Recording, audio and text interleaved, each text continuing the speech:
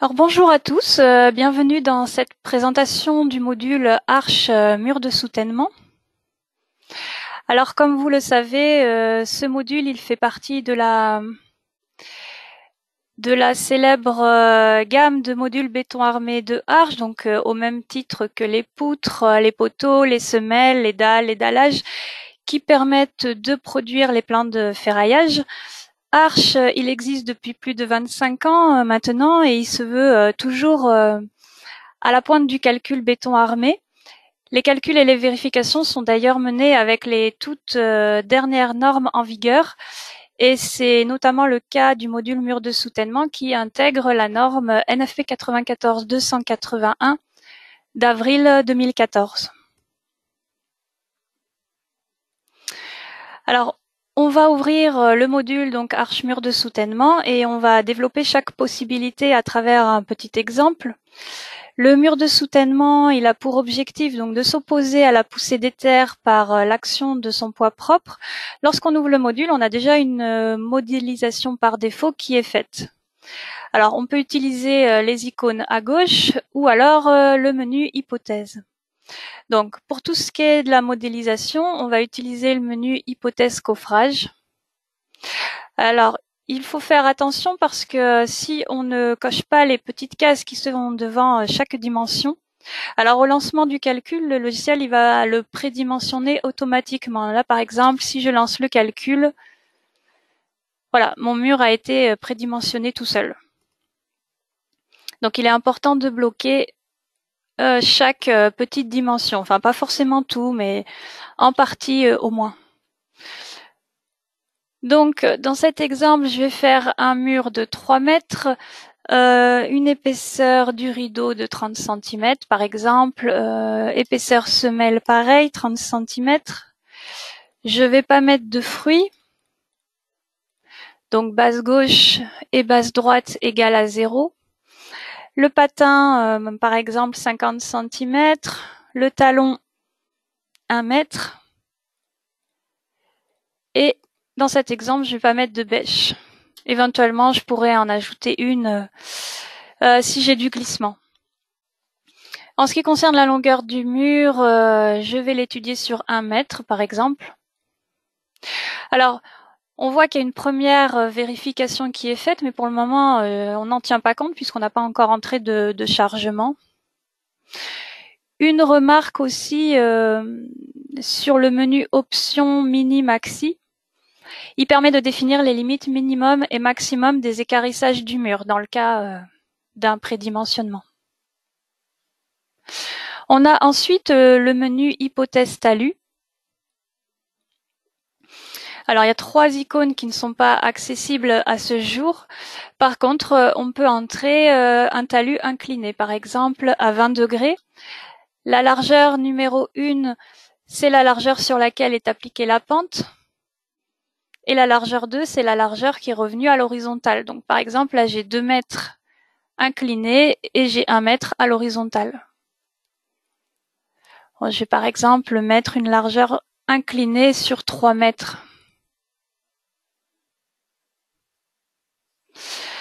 On peut mettre une charge sur ce talus, donc dans le menu hypothèse charge sur talus.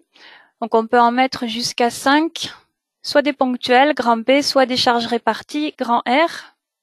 Donc là, par exemple, je vais mettre une charge d'exploitation de 1 tonne par mètre carré sur mes 3 mètres.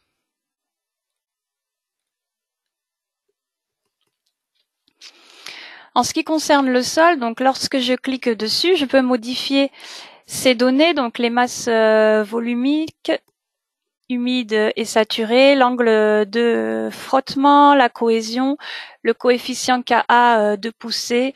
Je peux aussi modifier le graphisme et j'ai même une bibliothèque de terrain que je peux agrémenter. On peut ajouter une couche de sol. Alors là, elle n'existe pas dans le menu. Il faut passer par cette icône rose avec la petite flèche bleue. Donc là, je peux insérer des couches de sol et les modifier celle qui a le liseré bleu.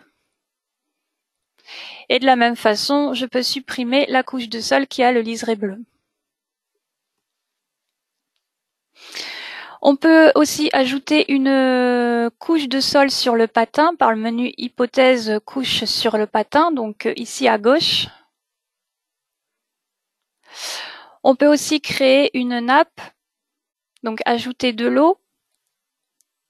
Donc par exemple une profondeur en amont, la profondeur qui est donnée par rapport au niveau 0 qui est au nu supérieur du mur, par exemple 1 mètre, et la profondeur de la couche aval, par exemple 1,20 m. Voilà, ce qui nous ferait quelque chose comme ça.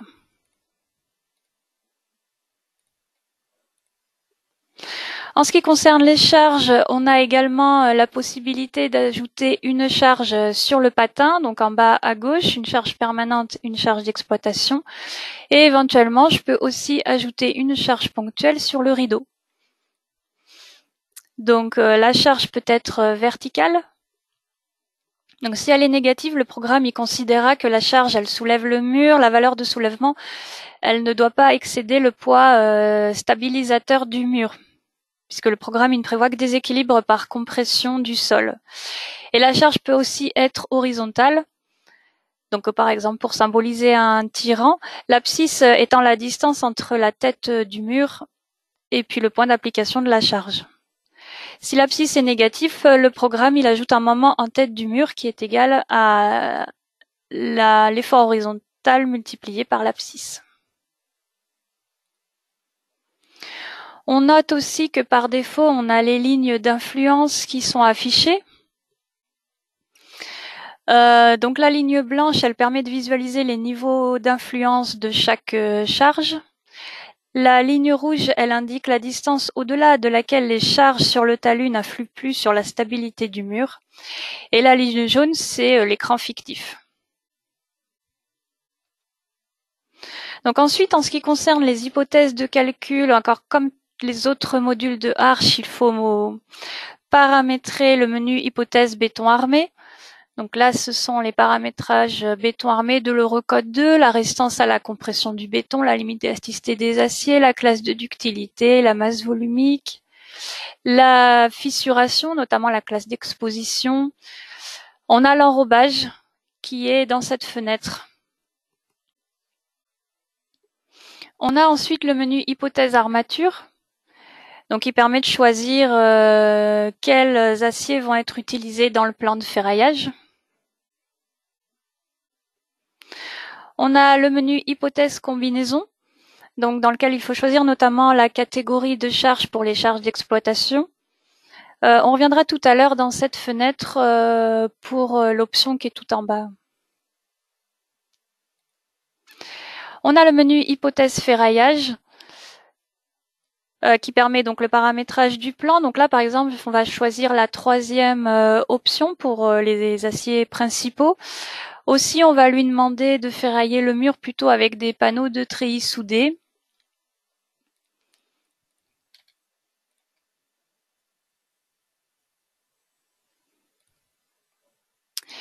Et enfin, on a le menu hypothèse calcul. Alors, le mur il peut être calculé sans prise en compte de la dernière norme en vigueur si la case en question est décochée, mais par défaut elle est cochée puisque c'est la norme actuelle, l'Eurocode 7 plus la norme NFP 94-281. Les coefficients delta en dessous, donc ils sont à paramétrer pour la poussée et pour la butée. Parce que du coup, le module dans ce module mur de soutènement, on peut mobiliser la butée d'éther sur le patin et sur la bêche, si bêche il y a. Donc dans hypothèse stabilité externe, la case est par défaut cochée.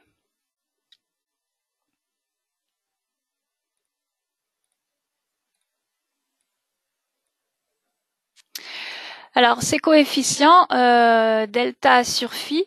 L'angle delta, c'est l'inclinaison de la poussée unitaire sur la normale à l'écran. Il dépend de l'état de rugosité du parement qui dépend lui-même du coffrage qui est utilisé pour la réalisation de l'écran. Donc, par exemple, pour un parement vertical qui serait parfaitement lisse, on prend en général delta égale 0,667 fois phi. phi qui est l'angle de frottement du sol. Donc ça, c'est le cas qui est supposé par Arch. Sinon, on pourrait prendre delta égale phi pour un parement rugueux et delta égale bêta, l'angle du talus, pour un écran fictif vertical. Seule la poussée est inclinée, donc la butée n'a pas d'inclinaison. C'est pour ça qu'on a mis un coefficient nul. La diffusion verticale des charges, donc de 27 degrés. On tient compte des aciers minimum à mettre en place. Le calcul du patin et du talon est fait au nu du rideau, pas à l'axe, qui est un peu plus favorable. Et la capacité portante, donc ça c'est un paramètre primordial. Par défaut, on est sur calculer. Donc calculer, le logiciel il va définir la contrainte limite du sol à partir des données du sol qu'on a entrées tout à l'heure. Généralement, on se met en contrainte saisie et on se met en contrainte limite, ce qui nous dégrise la ligne QNet. Et on doit entrer du coup le QNet D pour drainer et N pour non drainer. Alors pour rappel, la capacité portante du coup elle est issue de l'annexe D, E ou F de la norme NFP 94-281. L'annexe D donc c'est une détermination à partir du pressiomètre, l'annexe E à partir de l'essai pénétrométrique et l'annexe F à partir des propriétés de cisaillement du sol. Et QNet, c'est donc égal à la contrainte de sol à l'ELU, puisque dans les logiciels Gretek, on rentre toujours la contrainte de sol à l'ELU, multiplié par deux coefficients, gamma RV et gamma RDV. Donc gamma RV, il est égal à 1,4, puisqu'on rentre toujours à l'ELU, et gamma RDV, il dépend de l'annexe. Donc si les essais ont été faits avec le pressiomètre ou le pénétromètre, on prendra gamma RDV égale 1. Donc pour une contrainte de sol de 0,3 mégapascal, on multipliera par 1,4 et par 1, ce qui nous donnera 0,42, que ce soit en drainé ou en non drainé. Donc là, par exemple, je vais entrer cette valeur. QNet, il peut être réduit selon l'inclinaison de la charge. Et puis la longueur comprimée de 10%, bon ça c'est une valeur forfaitaire qui est totalement modifiable. Le logiciel il renvoie une valeur que si la longueur comprimée est inférieure à 10%. En ce qui concerne le calcul des déplacements,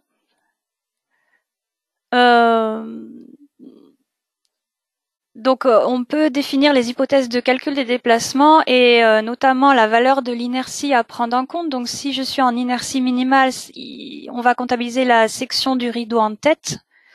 L'inertie maximale, c'est l'inertie de la section en pied du rideau.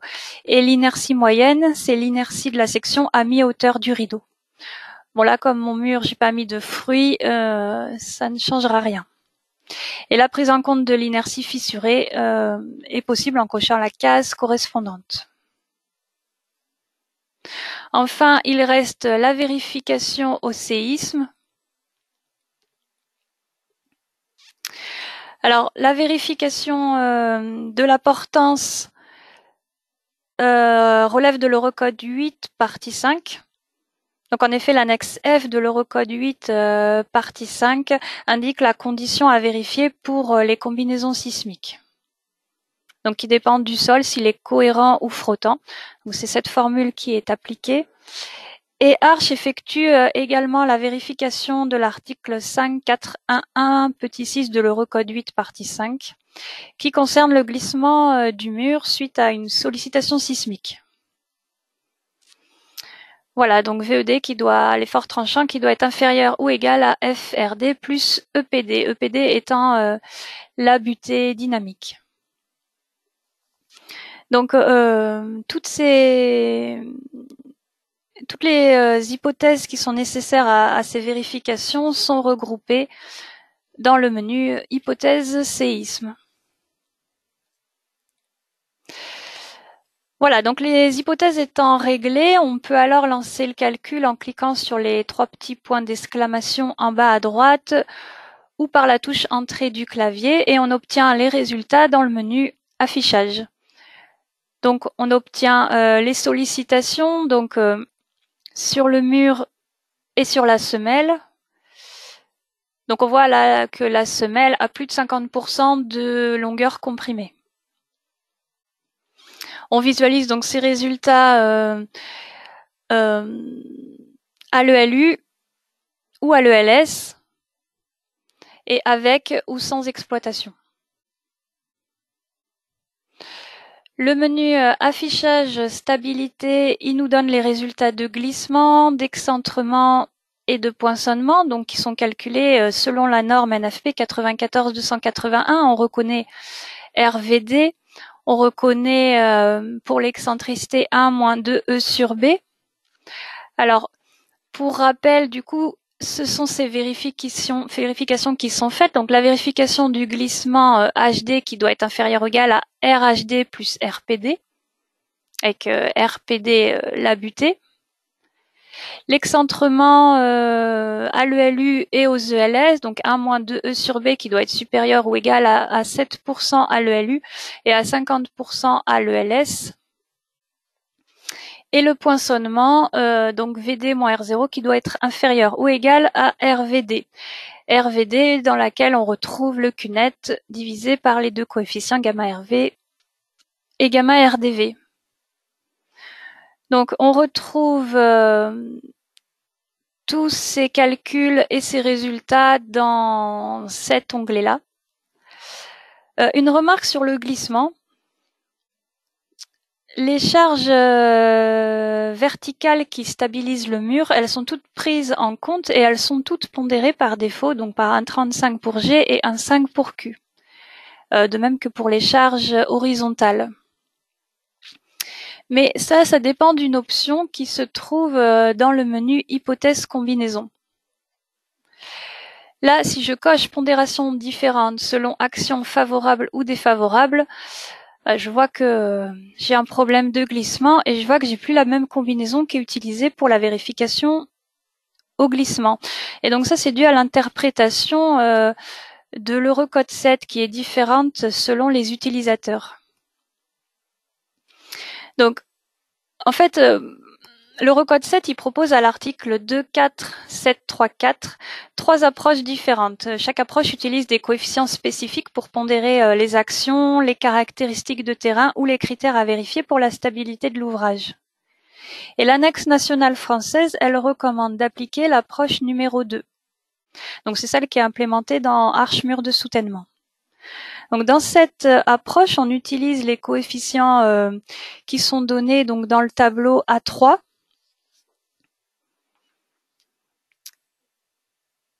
Et du coup, si la case pondération est cochée, donc là on est en action défavorable. Donc les charges verticales qui sont permanentes, elles sont pondérées par 1. Les charges verticales d'exploitation, elles ne sont pas prises en compte puisqu'on a un 0 dans ce tableau-là. Et seules les charges horizontales, du coup, qui sont défavorables, sont pondérées par 1,35 pour G et 1,5 pour Q. Et lorsqu'on décoche, du coup, la case pondération, toutes les charges verticales comme horizontales sont pondérées par 1,35 pour G et 1,5 pour Q. C'est vraiment une interprétation de ce tableau-là, qui n'est pas la même pour les utilisateurs. Donc attention parce que les résultats, si cette case elle est par défaut décochée pour répondre à la demande de la plupart des utilisateurs, mais il est important de bien maîtriser cette option parce qu'elle peut vraiment considérablement modifier les résultats des vérifications de stabilité. On a ensuite le menu affichage ferraillage sous forme de diagramme avec notamment l'ouverture de fissures. Et on a le menu affichage béton armé, donc qui dans un tableau récapitule pour chaque partie du mur les sollicitations et le ferraillage. Donc le ferraillage minimum, le ferraillage théorique et le ferraillage réel. Donc à propos de la colonne acier minimum. Donc là, je vois que j'ai 6 cm². C'est parce que cette case, du coup, est cochée dans le menu hypothèse calcul.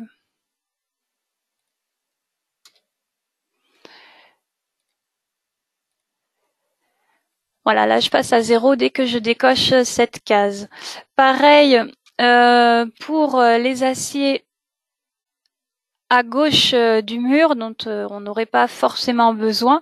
C'est une option qui se trouve dans hypothèse ferraillage. Voilà, mise en place du pourcentage minimum.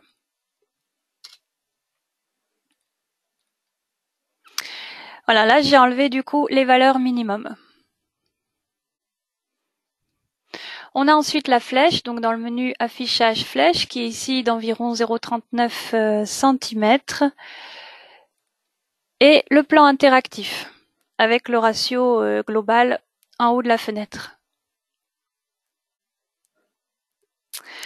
Dans le menu document, on retrouve l'impression donc vers l'imprimante, l'envoi en DXF, et puis la note de calcul qui, en une petite dizaine de pages, résume les données et les résultats de ce mur de soutènement.